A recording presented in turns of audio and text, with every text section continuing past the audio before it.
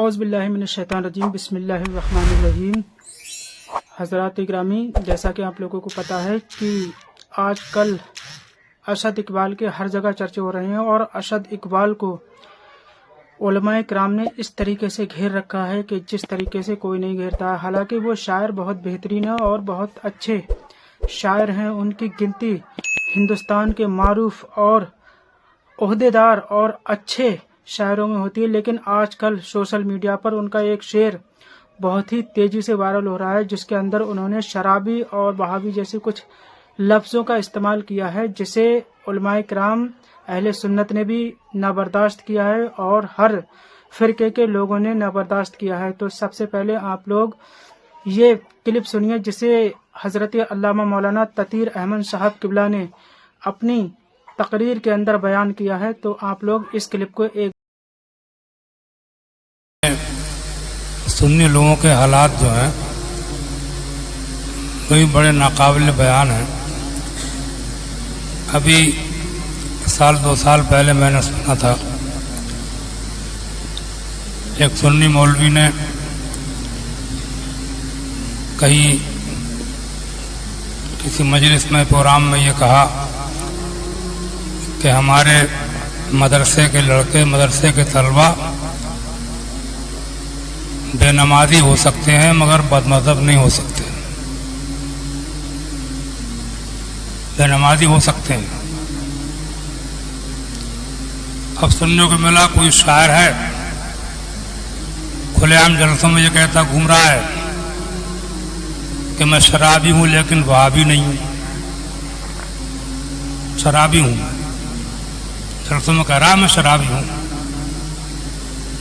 لوگ سن رہے ہیں، پیسے بھی دے رہے ہیں، سمجھے آپ؟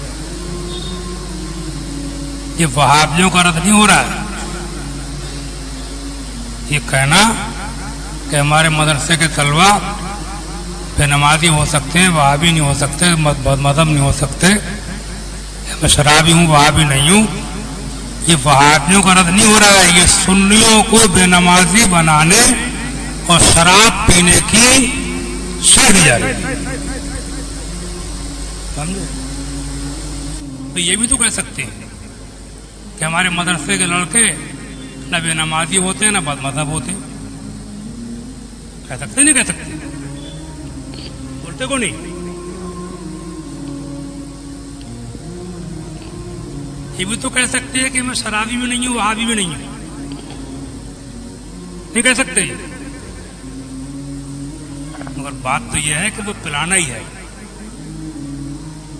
مقصد جو ہے رد وہابیہ نہیں ہے، مقصد پلانا ہے، نمازوں کے معاملے میں لاپرواہ بنانا ہے، سمجھے؟ ان جلسوں میں ہو رہا ہے، جلسے خدا کا خوف پیدا کرنے کے لیے ہوتے تھے، آدمی جلسے سنتا تھا توبہ کر کے آتا تھا، آج سے شراب نہیں پیوں گا، نماز نہیں چھوڑوں گا، ڈرتا تھا۔